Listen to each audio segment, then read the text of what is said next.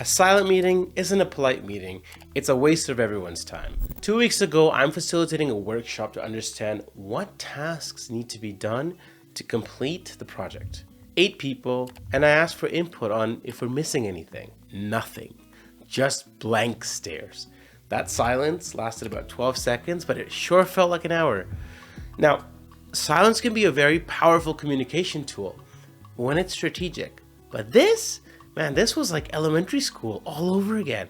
You know that awful "who wants to go first" moment where everyone suddenly finds that the table is more fascinating. When no one talks, it's not because they have nothing to say, it's because you haven't given them a safe way to say it. The answer is the invitation ladder. 3 questions, 30 seconds, and suddenly everyone's a volunteer. Now you've lived this.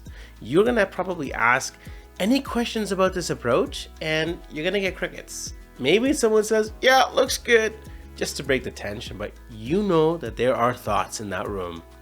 People have opinions and they're just not sharing it. Silent agreement isn't real agreement. MIT research found that when fewer than 40% speak up, your decision quality drops about 60%. That's more than half of your decision-making power locked up in people's head. So here's the trap. Most people blame their people. They'll be like, "Oh, my team isn't engaged." No, sir, you have an invitation problem, or ma'am. Because in that silent moment, people are doing a rapid risk assessment. They're basically asking, if I speak up and I'm wrong, do I look incompetent? It takes about 4 to 7 seconds to decide if speaking up is even worth the risk. And if they don't have the clear low stakes entry point, they're gonna choose silence every single time. Now, every time I've used the, "Hey, does anyone have any thoughts?" Man, that's even worse. It feels like you're asking, "So who's brave enough to go first?" And no one's gonna volunteer to do that. So I stopped asking people to be brave. I started using the invitation ladder instead. And no, folks, it's not about forcing participation. It's about lowering the risk at each step. There's 3 rungs, each one makes it easier to climb. Now, Stanford found that a progressive invitation technique actually increased participation by 73%. And it's not because people got braver, it's because you made it safer to start. Here's how it works.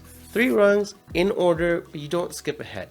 The first rung is observation prompt. Now, you ask people to notice, not judge what they see.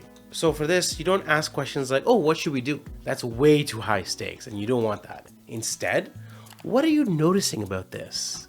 You're asking them to share what they're already seeing. Now, there's another neuroscientist, I believe his name is Matthew Lieberman, who found that an observation-based prompt feels safer to our brains than an opinion prompt. That tiny phrasing shifts everything. But here's where people still mess up. Someone speaks and you immediately jump to, "So what should we do about that?"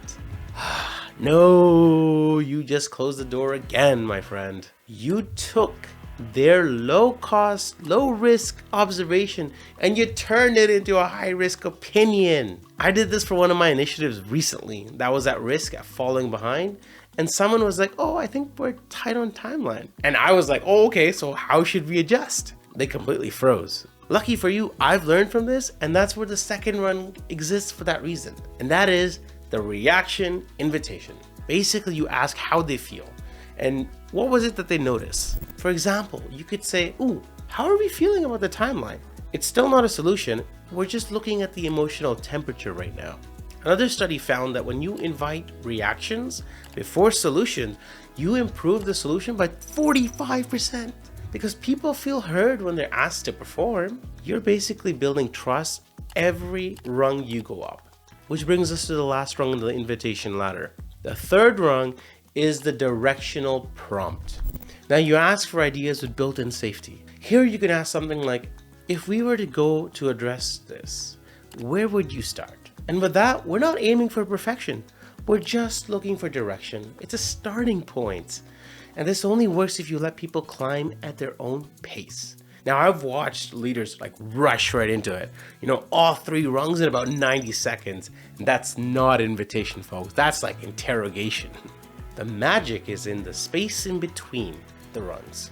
You see, after someone shares an observation, let it breathe, Okay, maybe 2 or 3 people will start adding their own observations before you move to the next rung, or you move to the next. Now, some groups might just need 30 seconds per rung. Some might need 3 minutes. It's your job as a facilitator to just understand the safety level. And here's what stops most people from winging it. In the moment, you're gonna default to any thoughts. And as soon as you do, you're gonna get silence.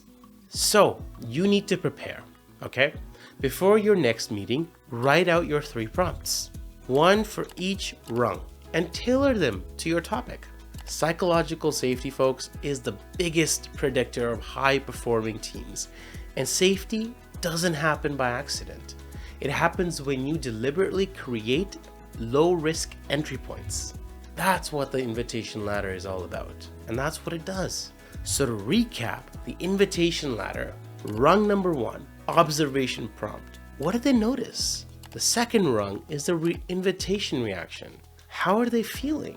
And the last one is the directional prompt. Where should we start? Last week I had a project review meeting and I asked, what's standing out about these timelines? And you know what? Instead of crickets, I got 3 observations that people talked about. And then I proceeded to the second rung and I asked, well, how are we feeling?